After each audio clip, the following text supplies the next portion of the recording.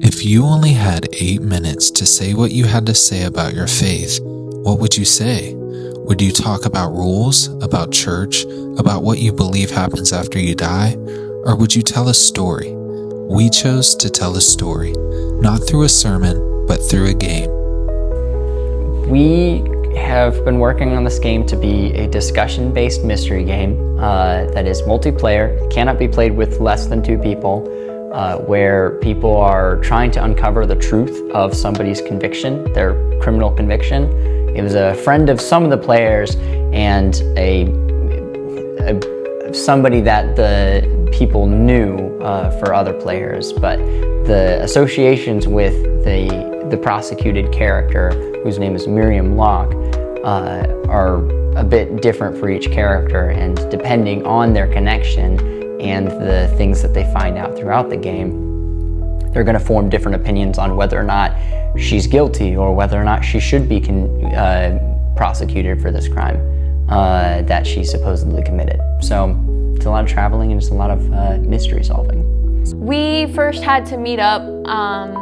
Luke was gone for the Olympics, so Peyton and I met up. We discussed story ideas, we discussed what we wanted to do, specifically storyline-wise, how we wanted it to work, because it's a very difficult game to try and create a multiple choice ending game that involves guilt and innocence, so there's you never actually know what the truth is. It's what you decide the truth is within the game, and you'll never know if what you decide is correct or not. This is our board game. Hours of digital design and 3D printing in order to create the game, along with a very thought-out plot. At first glance, it looks like a murder mystery.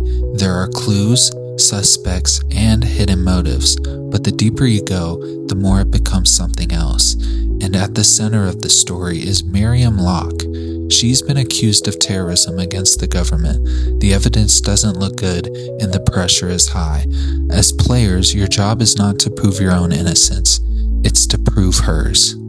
As the game unfolds, players collect evidence, question assumptions, and wrestle with uncertainty, because the truth isn't always obvious, and neither is justice. But this isn't just about solving the case, it's about something deeper. At the end of the game, every player faces the same decision. Do you sacrifice yourself to save Miriam, or do you let her take the punishment? In Christianity, one of the central beliefs is that humanity is flawed, that we have fallen short, and that we're not innocent. And yet the story doesn't end there, because instead of us paying the price, someone else steps in. In our game, you feel that tension. You have to decide, is she worth saving? Are you willing to give up your own victory for someone else, even if you're not completely sure she's innocent? That question mirrors something much bigger. Faith for us isn't just about beliefs written on paper. It's about sacrifice, mercy, and grace. It's about the idea that love chooses to step in, even when it's undeserved. Some players choose to sacrifice themselves, others don't. And every time it starts a conversation, not just about the game, but about what we believe and why.